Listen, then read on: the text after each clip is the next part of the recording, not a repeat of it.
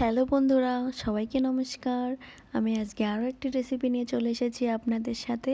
ডিম তো কতই না রান্না করে খান, এভাবে একবার রান্না করে খেয়ে দেখবেন কতটা টেস্টি লাগে খেতে। আমি ডিম রান্নার জন্য 2টা রাজহাঁসের ডিম ও 2টা পোলট্রির ডিম নিয়ে নিয়েছি। ডিমগুলো ভালো করে সাবান দিয়ে ধুয়ে পরিষ্কার করে নিতে হবে। এই যে আমি ডিমগুলো পরিষ্কার করে নিয়েছি, সাথে 3টি আলু নিয়ে নিয়েছি। আলুগুলো ভালো করে ধুয়ে পরিষ্কার করে সেদ্ধ করে নিতে হবে। এই যে আমি ডিম ও আলু সেদ্ধ করে নিয়েছি। এবার এগুলো ভালো করে খোসা ছাড়িয়ে নিতে হবে। ডিম ভুনা করার জন্য আমি আলুগুলো ছোট ছোট করে কেটে নিয়েছি। আদা রসুন পেঁয়াজ বেটে নিয়েছি, 2টা তেজপাতা নিয়ে নিয়েছি, 2টা কাঁচামরিচ নিয়ে নিয়েছি, গোটা দারচিনি নিয়ে নিয়েছি।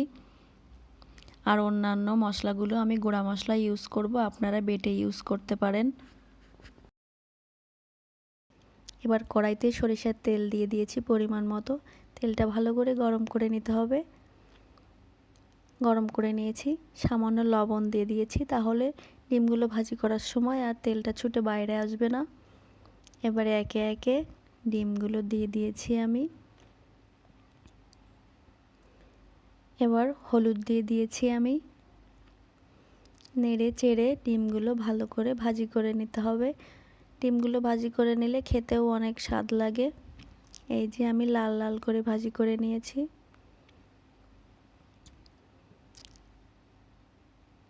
এবার তুলে নিব।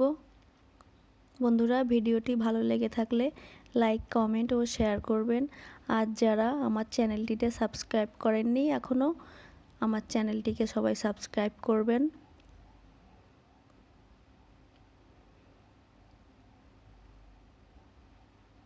এই যে আমি উঠিয়ে নিয়েছি, দেখুন কতটা লাল লাল করে ভাজি করে নিয়েছি আমি ডিমগুলো। এবার রান্নার জন্য আমি তেজপাতা ফোড়ন দিয়ে দিয়েছি ও দারচিনি ফোড়ন দিয়ে দিয়েছি। বেটে রাখা আদা রসুন পেঁয়াজ দিয়ে দিয়েছি আমি। মরিচ 2টা মাছ থেকে ভেঙে দিয়েছি আমি। এবার মশলাগুলো ভালো করে কষিয়ে নিব আমি, যেন আদা রসুন পেঁয়াজের গন্ধটা না থাকে।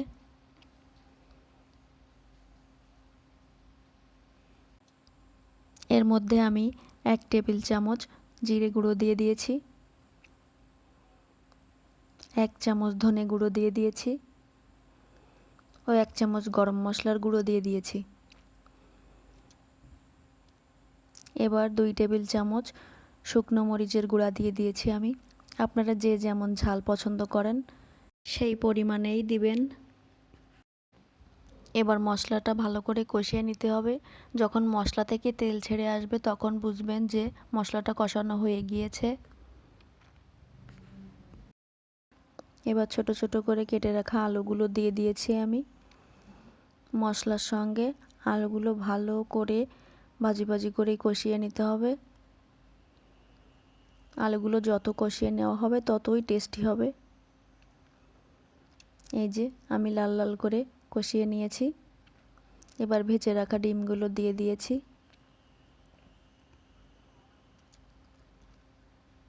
আলু মশলা ডিমগুলো ভালো করে কষিয়ে নিব আমি।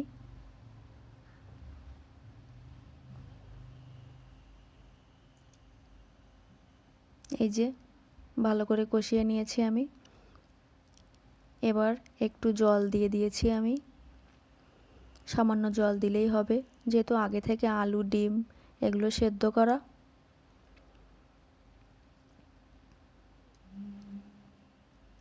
এবার একটি ঢাকনা দিয়ে ঢেকে দিয়েছি আমি 5 মিনিটের জন্য। 5 মিনিট পর এই যে দেখুন,